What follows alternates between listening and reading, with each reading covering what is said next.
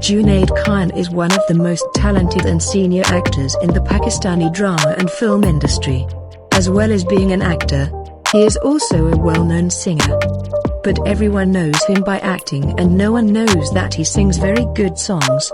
If we talk about Junaid Khan's age in the year 2021, then he has turned 39 years old. And he takes great care of his health and fitness. He started his married life by marrying a Muslim 10 years ago. And now, by the grace of God, he has become the father of 2 sons. Let us tell you one thing here, that Junaid Khan is not fond of attending showbiz parties. And that's why he's kept his life away from his Instagram account. He only appears at shooting locations and prefers to spend time with his family and parents.